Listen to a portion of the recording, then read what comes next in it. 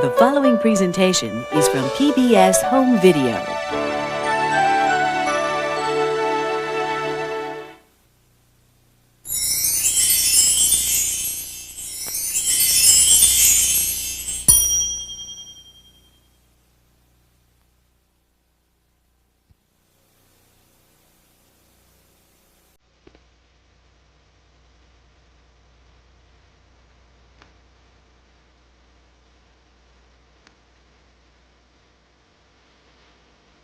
Every so often there comes a man who is able to see the universe in a totally new way, whose vision upsets the very foundations of the world as we know it.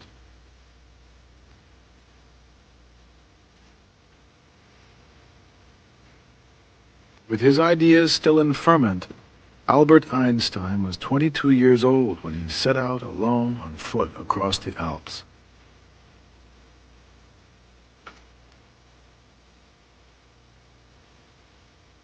In his youthful passage through the mountains, he longed to grasp the hidden design, the underlying principles of nature.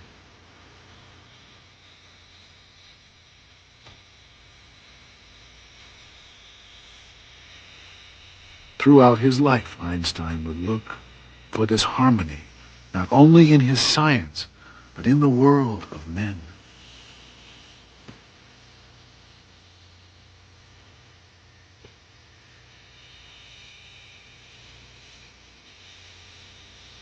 The world wanted to know Albert Einstein, yet he remained a mystery to those who only saw his public face, and perhaps to himself as well.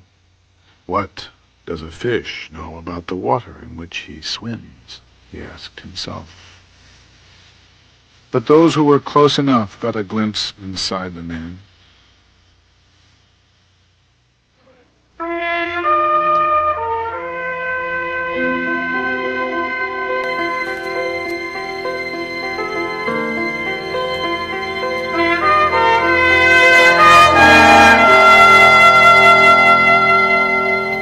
American Masters is made possible by a major grant from the National Endowment for the Arts, the Corporation for Public Broadcasting, and by the financial support of viewers like you. Additional funding has been provided by the Marilyn M. Simpson Charitable Trust, Jack Rudin, the Andre and Elizabeth Cortez Foundation, and Rosalind P. Walter. Is this white? Are you ready? Professor Freud, CEC here in Amerika wieder zu sein. Wenn ich Sie sehe, sicher. He loved Jewish jokes. I have told him many, and I wish that I could just. The thing I wish most is that I would have a record in which I could capture Einstein's laughter when he heard a good Jewish joke. He would laugh. His laughter sounded something like the bark of a contented seal. You know, I mean, it was a very strange sound. What do you think of prohibition, Professor? Ich trinke nicht, also ist mir das ganz gleich. He doesn't drink at all, so he is not interested in this question. It was like someone who looked for many, many, many dimensions, whether they'll be proven or not, and could see the whole. And that is why I think he loved puzzles so much. But the combination of that vast, somewhere inner detachment and the enormous ethical commitment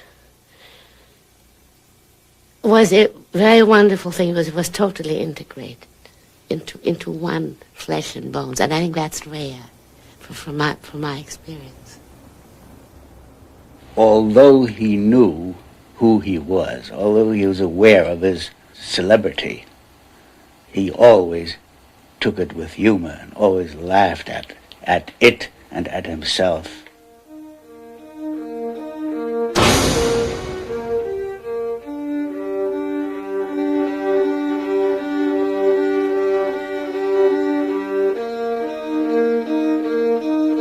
When Einstein arrived in America in the He was already a mythic figure. But behind his public image was a man in exile. A loner pulled into the public eye. A pacifist who would be drawn into war. A scientist who believed in God.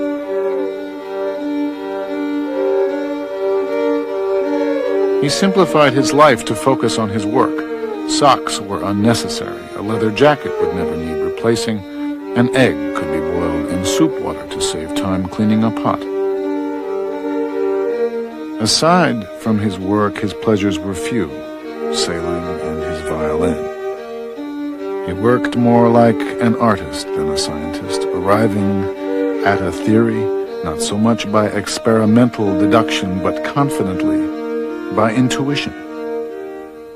The significance of Einstein's work is that it was really fundamental to an understanding of the nature of the universe, the nature of the world in which we live, and that it was characterized by an astonishing amount of originality.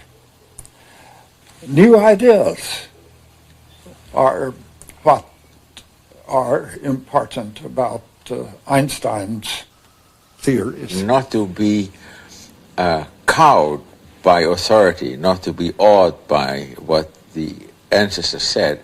It is, in other words, it is an attitude where you take a fresh look at any question that comes your way. And in that regard, Einstein was among the greatest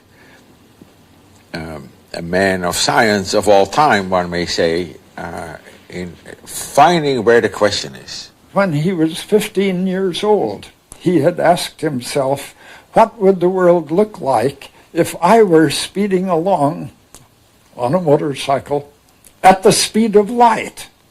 What would I see? Well, you see, he answered that question in his 1905 paper on special relativity. And presumably, from the time he was 15 until 25 or 26, 1905, he kept thinking about that question. That same year, working at the patent office in Bern, Switzerland, he published 3 papers that changed man's conception of the universe. He questioned our basic notions of time and space that had lasted 300 years and gave the world a revolutionary new way of understanding it. His still unproven theory of relativity shocked the world with new images. A time traveler straddling a light beam, a falling elevator in outer space, a yardstick that would expand and contract depending on its velocity.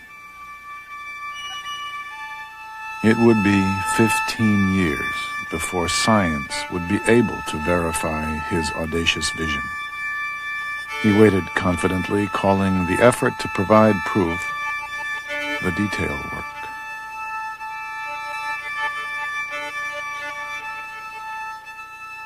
Einstein had the faith that relativity was right. Now, why do you have such a faith? Because it is simple, it is beautiful, and those are the criteria that were more important to him, as in fact to, I think, most scientists. More important than any other criteria one can think of.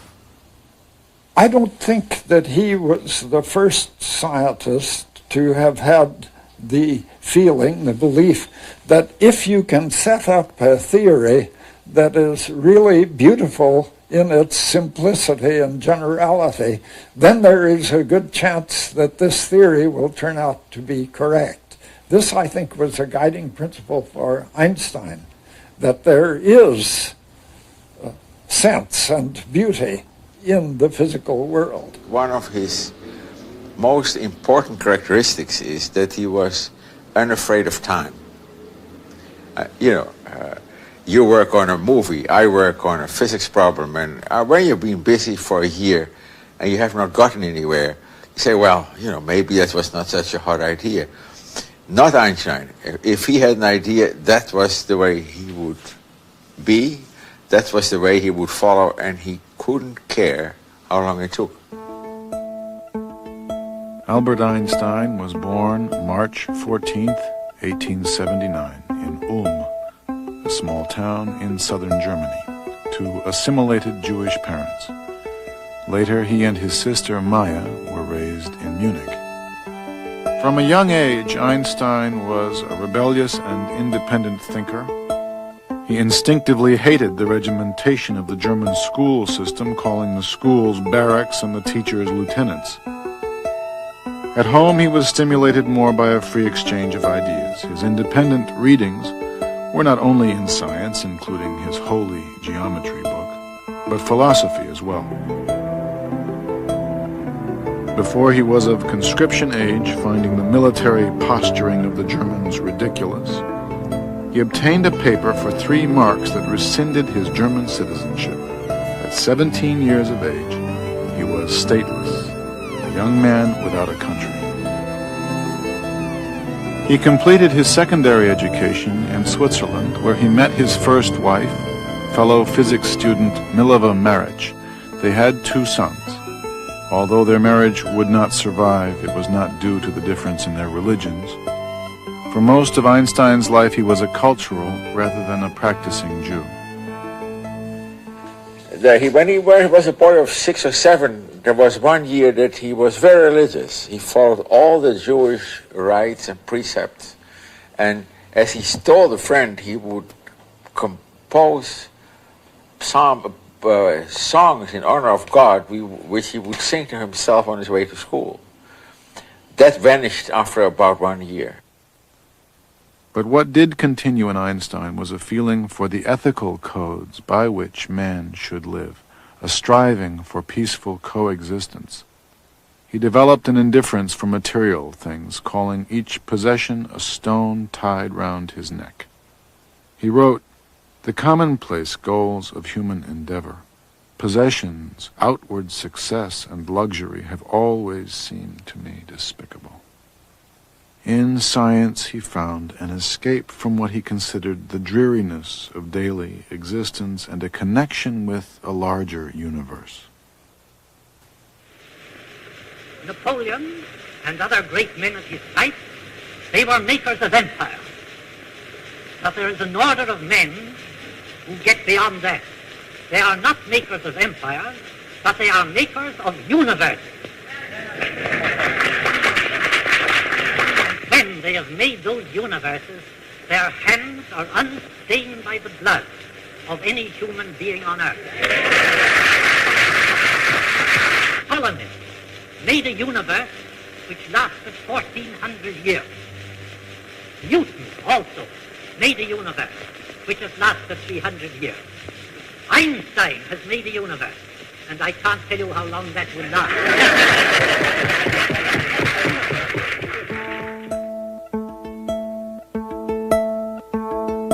Einstein's universe truly began in 1919 when science finally caught up with his theories. Data taken during a solar eclipse measuring the displacement of a star confirmed his predictions of the bending of starlight in the gravitational field of the sun. Einstein's new universe made front-page news around the world, and he became an overnight celebrity.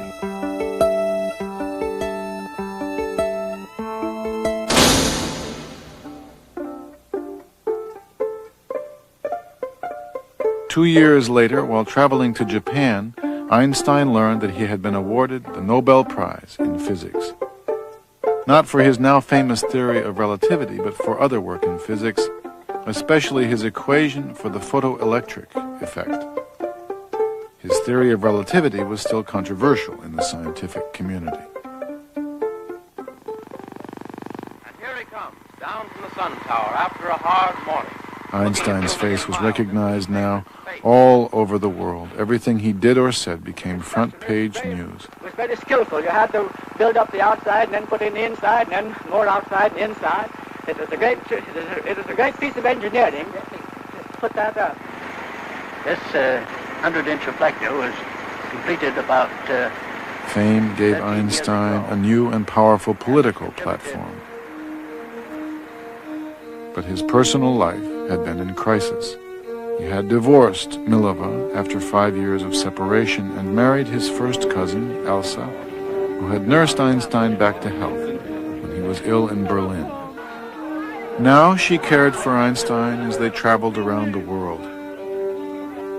He used the occasions intended to honor him to voice his distrust of militarism, his desire for an international dialogue among scientists, and the need for an international organization of nations.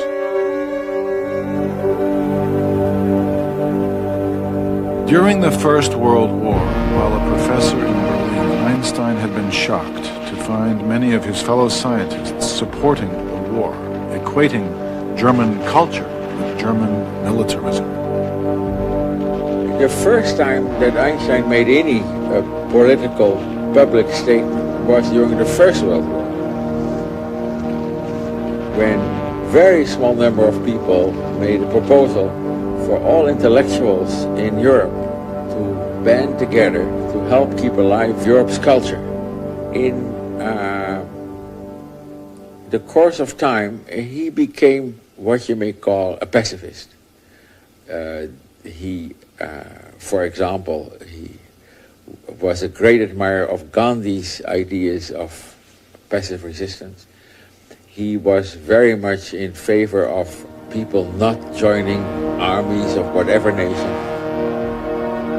The nature of his pacifism is perhaps best stated in the word supranationalism. With Mahatma Gandhi, he signed a manifesto against obligatory military service, suggesting that if only 2% of the population of each country refused induction, there could be no armies.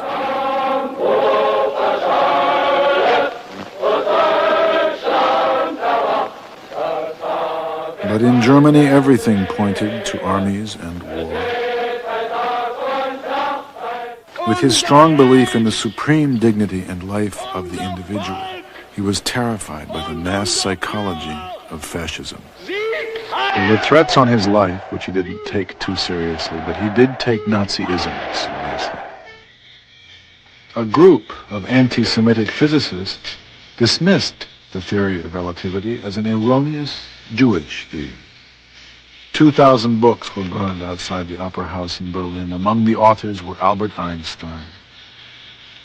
He was no longer the illustrious German genius, but a communist, an anti-German, a Jew.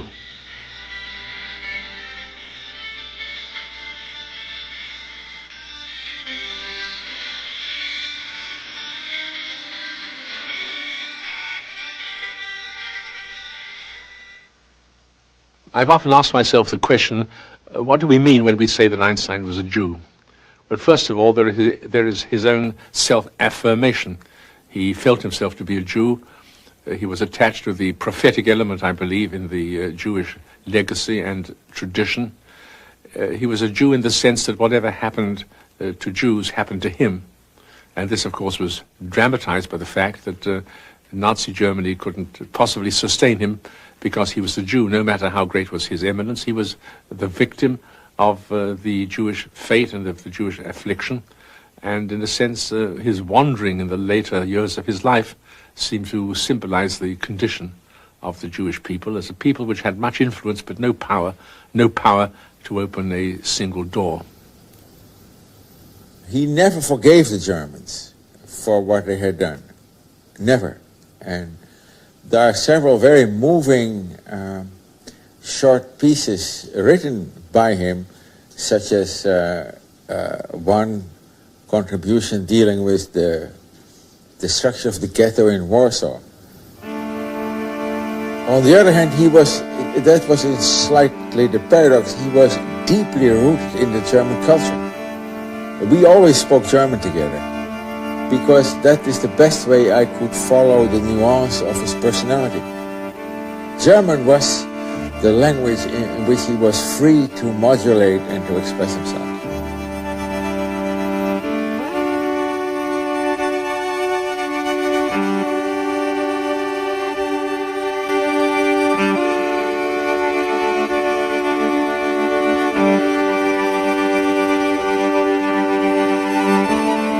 1929, in Kaputh, outside of Berlin, Einstein and Elsa built a summer residence which he called his hut.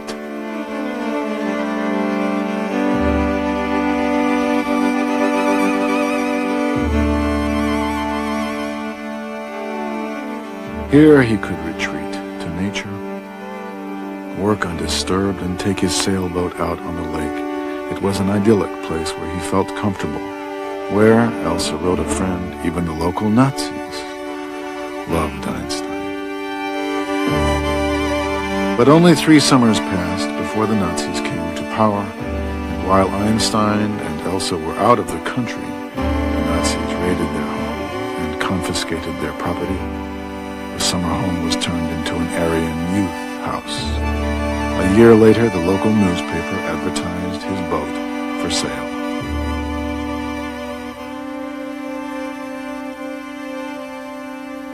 Einstein was never to return to Germany again.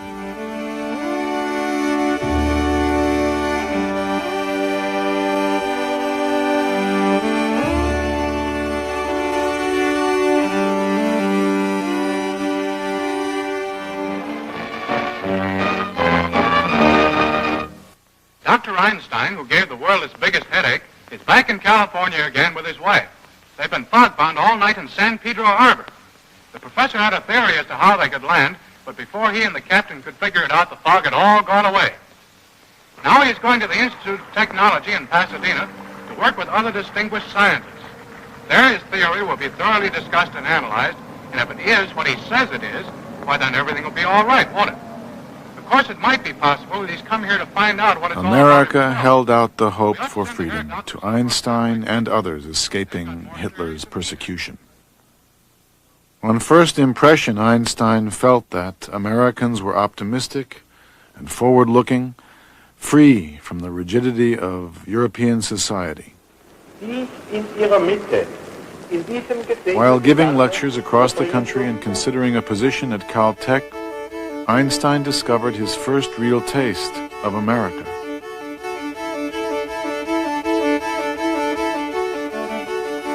He wrote, "I've been staying for 2 months in this country of contradictions and surprises where one alternates between admiration and head-shaking." The Hopi Indians gave Einstein the name the Great Relative. He was wooed by Hollywood and befriended by Charlie Chaplin, and good-naturedly accepted the publicity and fanfare that would accompany his presence everywhere. Chaplin took Einstein to a premiere of his film City Lights.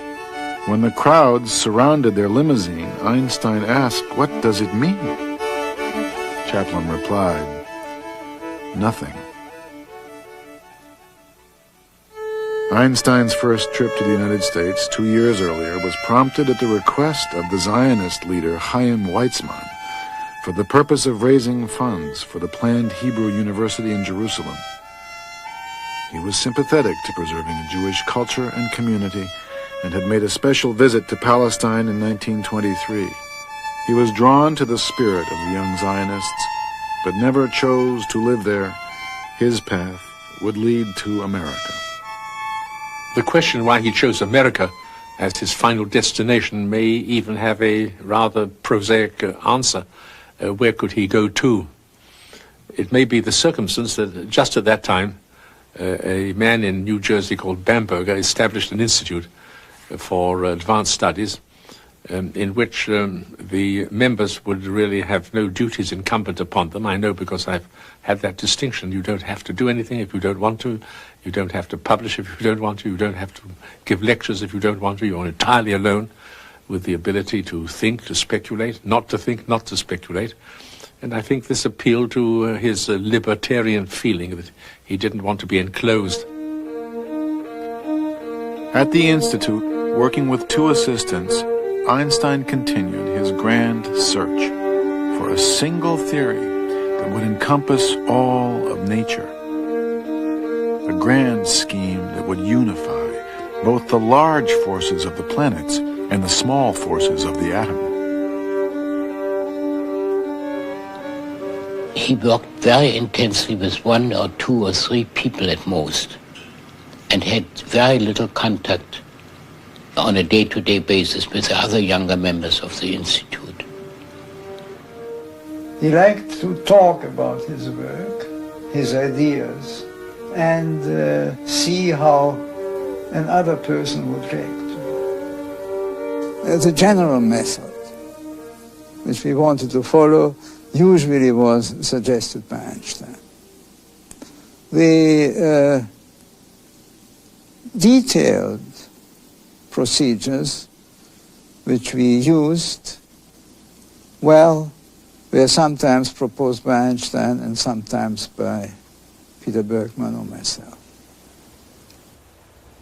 There were innumerable jokes and misunderstandings about Bergman and Bargman.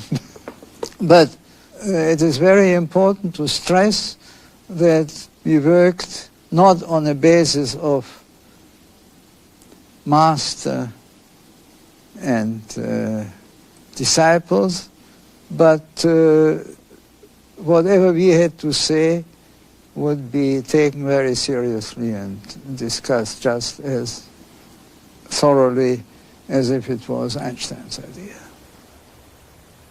What he lacked was a resonance. Einstein had little contact with the younger physicists at the Institute who were caught up in the exciting new field of quantum mechanics. With quantum's main proponent, Niels Bohr, Einstein had a 20-year argument. He stubbornly held to his own beliefs. He had a certain type of arrogance.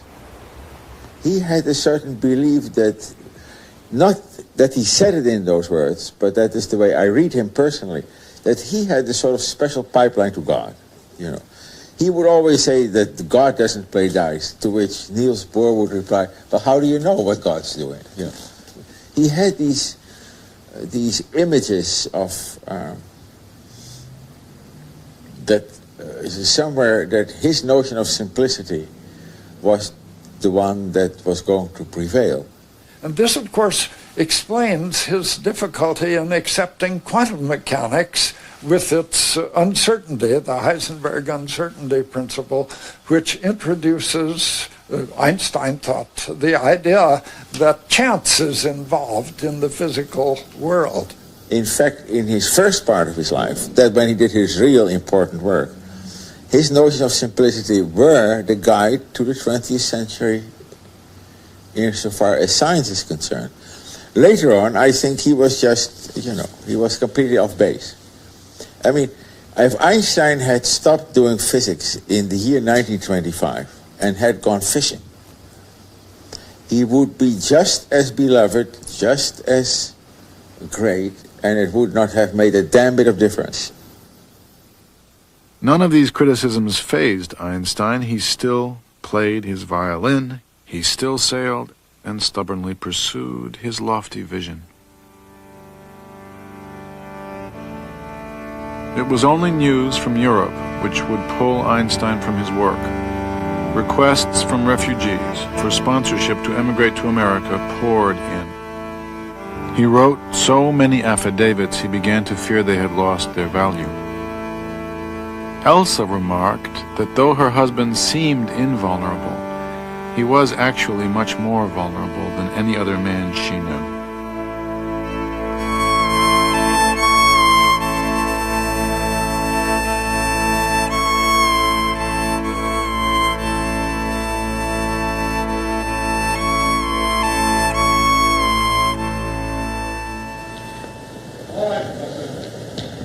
We are concerned here with an act of humanity, with the maintaining of cultural values, and not least with a measure of considerable political importance. The effect upon all nations, and not least upon the Germans, of the fate of these innocent people, so maliciously persecuted, must not be underestimated. To leave these victims to their misery would be a heavy blow to all those who believe in human solidarity and would encourage those who believe only in force and oppression and who act accordingly. When the Nazis came into power, Einstein, I think, was faced with a dilemma.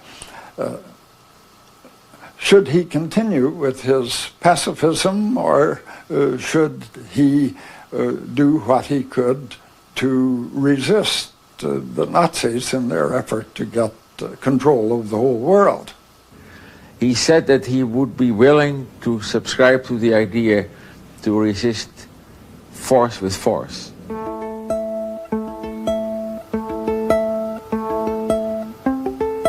Because he said otherwise it's like trying to cure a sick tribe of people. You try to cure them in a way that is too slow, that by the time you cure them by pacifist way, they're all dead. That's not very efficient.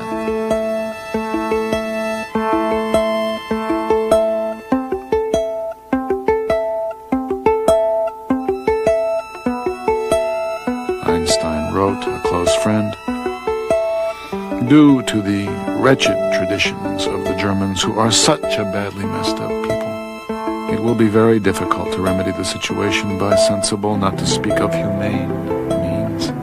I keep hoping that at the end of the war, with God's benevolent help, they will largely kill each other off." Many absolute pacifists felt betrayed by Einstein's militant pacifism. But Hitler forced his hand.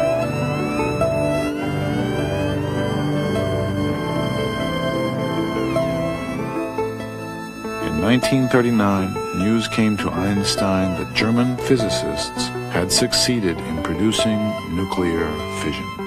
The uranium atom could now be split. Germany might be able to develop a bomb.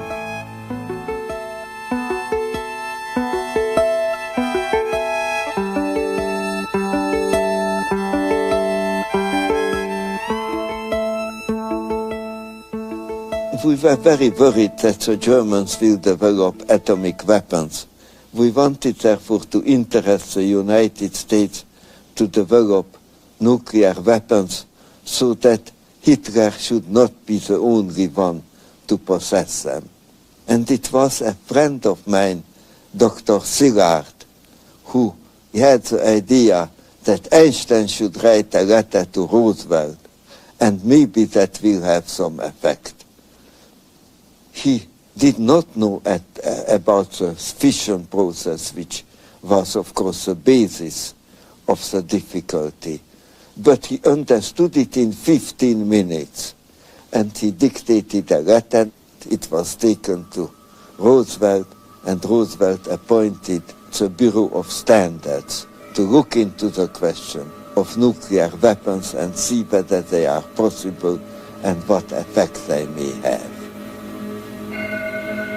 Sir, some recent work by Yves Fermi and L. Szilard leads me to expect that the element uranium may be turned into a new and important source of energy in the immediate future.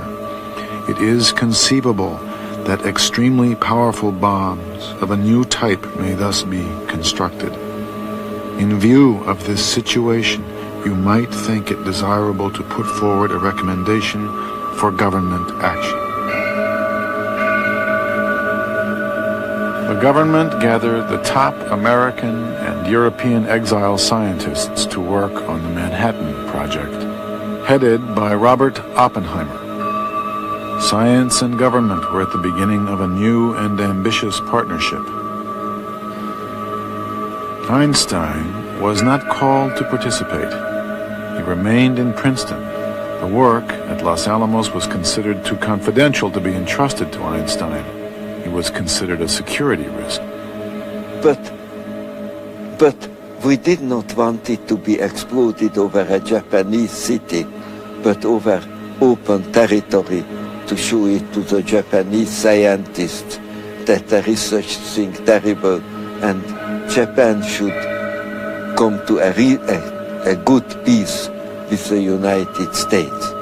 Well, we tried to persuade the government, but we did not succeed.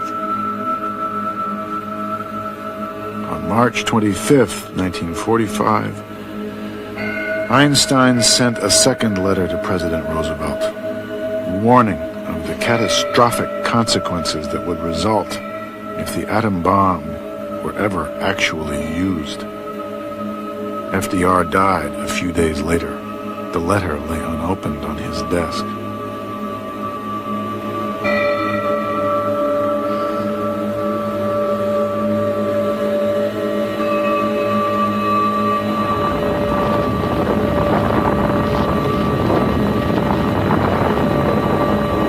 August 6th, 1945, the bomb was dropped on Hiroshima. 3 days later, another bomb was dropped on Nagasaki. Captain Behan, what was your most outstanding experience on this historic flight? I suppose it was when the clouds opened up over the target at Nagasaki. The target was there pretty as a picture. I made the run, let the bomb go. That was my greatest thrill.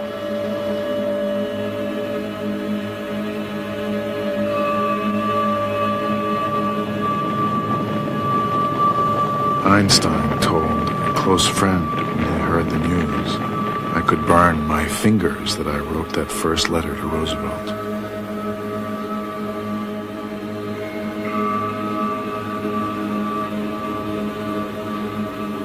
The ancient Chinese were right. It is impossible to know the results of your actions.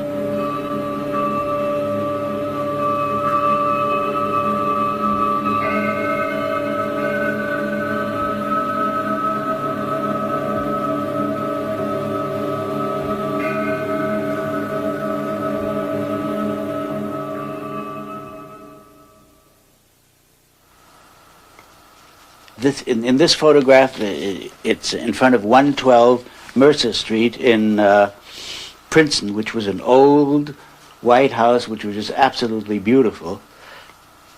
It's a real, I don't know what's happened to it today. I hope that somebody would preserve that as a shrine. But although in his will it states that that shouldn't happen. So houses have spirits. I mean, there was something about that house. That old American shingle house with the low, low ceilings and everything a little bit lopsided. And that old, great, big German furniture. And there was this simplicity, a stillness in that house, this sweetness. But it was created so much by the women of the house to me. Since Elsa's death in 1936, Einstein had been living with his stepdaughter, Margot, his secretary of 20 years, Helen Dukas, and his sister, Maya. After the war, Maya fell ill and was bedridden. Einstein read to her each night from their favorite writers, Tolstoy and Goethe. There's a word in German which is Wirklichkeit. It's a combination of fact and truth. And that genuine feeling and that sweetness and that quiet, Wirklichkeit, was in that house. Wirklichkeit.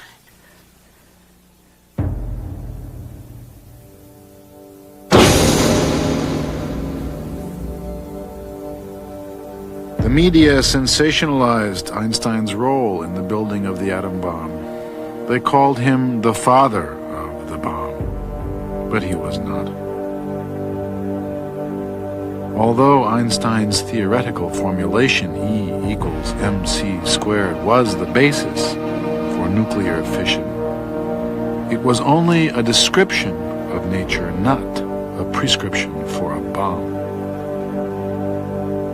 Einstein did not feel guilty about his science, but he did feel guilty.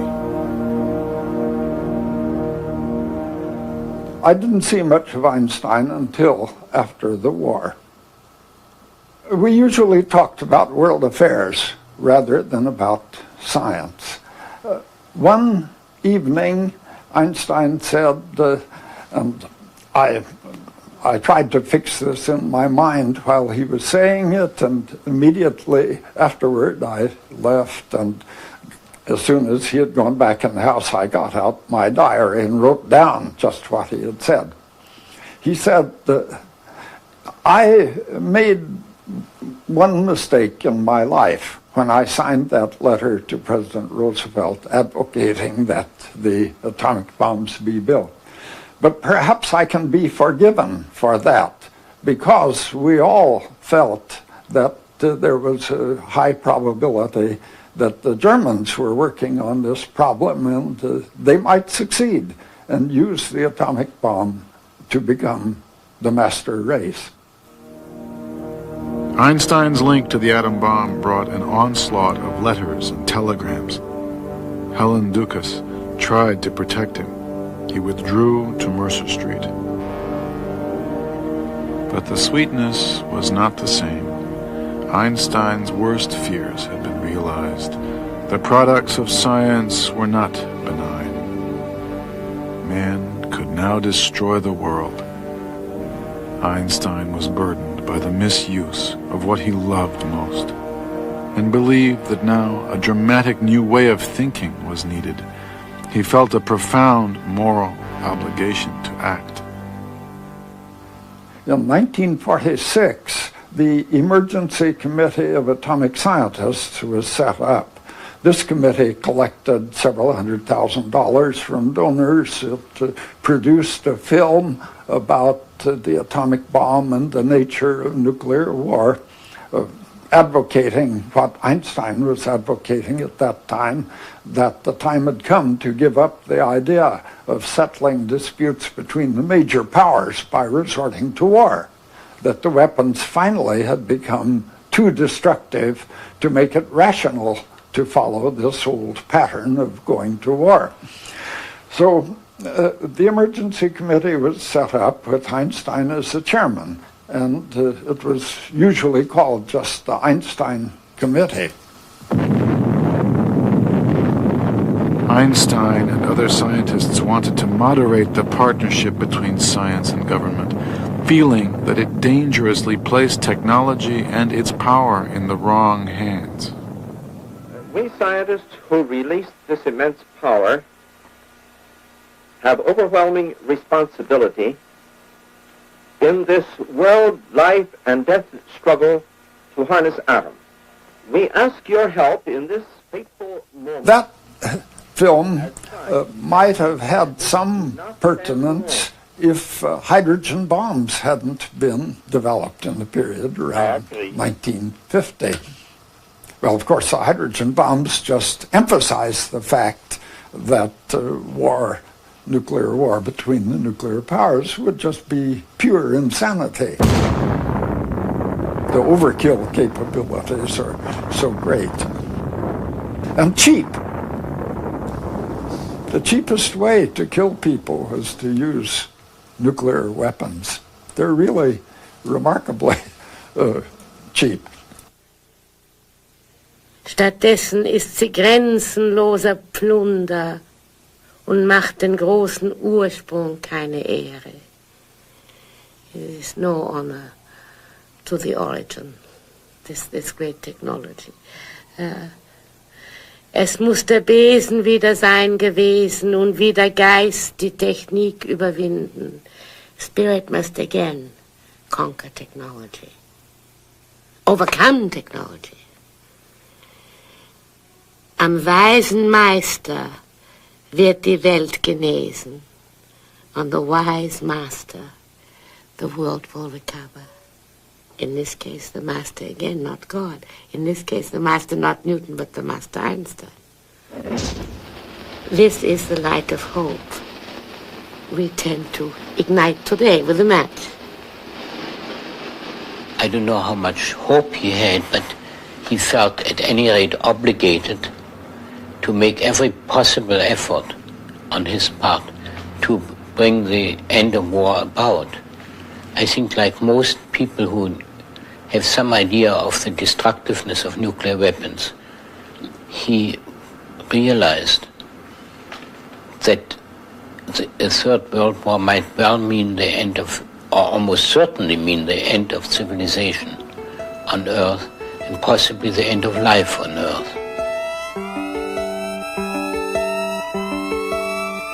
What need is there for responsibility? I believe that the horrifying deterioration in the ethical conduct of people today stems from the mechanization and dehumanization of our lives, a disastrous byproduct of the development of the scientific and technical mentality. We are guilty. Man grows cold faster than the planet he inhabits. The hydrogen bomb appears on the public horizon as a probably attainable goal. Its accelerated development has been solemnly proclaimed by the President. If successful, radioactive poisoning of the atmosphere and hence annihilation of any life on Earth has been brought within the range of technical possibilities. The ghost-like character of this development lies in its appearance. Over a 5-year period, beginning in 1949, the FBI, under J. Edgar Hoover, began to assemble a massive Einstein file. But the government did not go so far as to call him to testify. During the McCarthy hearings, Einstein urged passive resistance. He advised against pleading the Fifth Amendment, which protects against self-incrimination, but rather the First, which protects freedom of speech. His friend Oppenheimer, accused of un-American communist sympathies, did not take Einstein's advice. He was somewhat out of tune with the spirit of the times. Let us not forget that the late 1940s, especially the 1950s, this was an age in which America didn't distinguish itself in terms of liberal democracy. It was the age of McCarthyism, of suspicion. The Rosenberg case, the persecution of Oppenheimer in the scientific field. It was not the atmosphere of freedom that should have existed in America. He didn't see America with its most attractive face, and I didn't feel that his union with the United States was a great success. No. I do not permit anything. Would you have anything to say about Dr. Oppenheimer's present status? I have already said. No.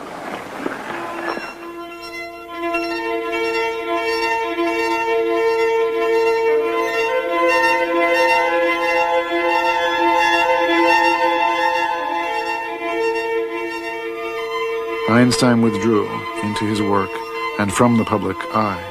He refused all public appearances and requests for his time, making exceptions only for a few causes, the refugees from Europe and for Israel. There were many contradictions in his life and in his personality. He was attached to Zionism. This surprised me a bit because, in general, he disapproved of nationalism, but he approved of Zionism. And he managed to reconcile that contradiction by depicting Zionism in a rather rhapsodical and romantic mood, much more in a spiritual than in a political context. He was moved by the idea that the Jewish people would become reunited with the conditions of its old glory and creativity and establish a sort of cultural and spiritual center in Palestine, but always with the condition that Zionism must understand its duty to come to terms with its Arab environment and must not enter the land of Israel in a kind of colonial, assertive mood. Einstein wrote, "If we don't find a way of honest cooperation and dealings with the Arabs, we have not learned anything during our 2,000 years of suffering and deserve any fate that will hit us." The first president of Israel, Chaim Weizmann, died in November 1952. And when a successor was discussed, Ben-Gurion had the extraordinarily audacious idea of offering the presidency to Einstein. Before I could even make contact with him, the telephone rang, and he himself was on the line in an almost hysterically panic-stricken mood, saying, will I please get this idea off the agenda? He said, I'm implacably and unreservedly opposed to it. I will not do it. But can't you do something to get all these newspaper people away? Prime Minister Ben-Gurion of Israel arrives at Princeton, New Jersey to call on Dr. Albert Einstein, one of the world's greatest scientists, the father of relativity and the man whose physics formula led the way to the atomic explosion, plays host to the leader who played a great part in the creation of the Israeli nation. They're calling me up. They're coming to the house. Please finish this matter now, once and for all. A meeting to remember. And he added this phrase, I do know something about nature. I know nothing about humankind. And anyway, I wouldn't sign anything that I didn't believe. Nevertheless, I felt that he was flattered and pleased by the idea that his name had arisen in that context. And when one spoke to him, as I did, of him as the greatest living Jew, I must say he didn't seem to reject that appellation with any kind of indignation. Einstein continued his work on a unified field theory, though his health had been failing for several years. His first wife, Mileva, and his lifelong friend, Michael Besso, had recently died. But it was the death of his sister Maya that left him feeling strangely deserted. She was most like him in temperament, and he had always been close to her. And you see, Margaret loved Maya so much, and it was terrible for Margaret when Maya died. And this story was told to me by Margaret, and she told it to me more than once.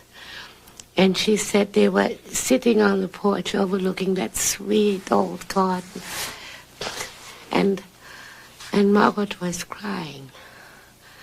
And the professor said, ach, schau, Margot, schau ein bisschen hinein in die Natur und dann wirst du alles besser verstehen.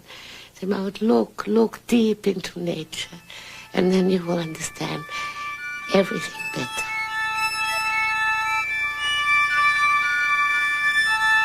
As I grow older, the identification with the here and now is slowly lost.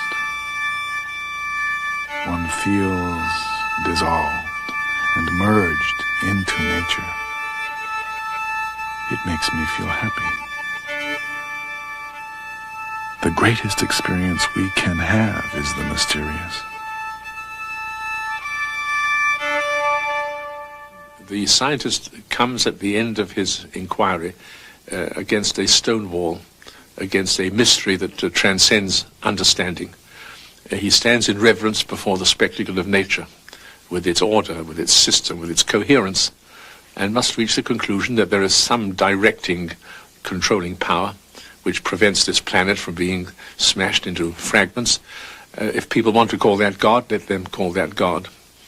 But he even makes a statement to the effect that the religious idea was not one that he can dismiss, because he himself has found that there is a realm beyond which human understanding stands impotent and helpless. He had an aneurysm in the aorta, which was very dangerous. He would have occasional pains in those last 6 years of his life. I never talked with Einstein about death. I never asked him, are you afraid or not afraid of death? It is a sense one has about a person. This lack of fear of time, this lack of concern of how long will it take before I will reach my goal. That, I think, translated itself ultimately in a lack of fear of death. And when, at the very end, the last week, when they said to him, we could try to operate you as a last resort. He said, no, he didn't want to be operated on. He says, I want to go when I'm ready, and I will do it in an elegant way.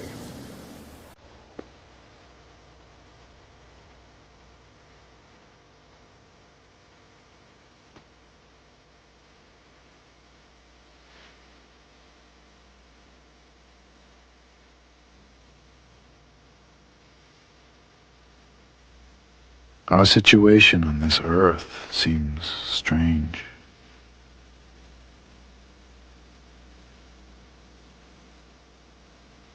Every one of us appears here, involuntarily and uninvited. for a short stay, without knowing why.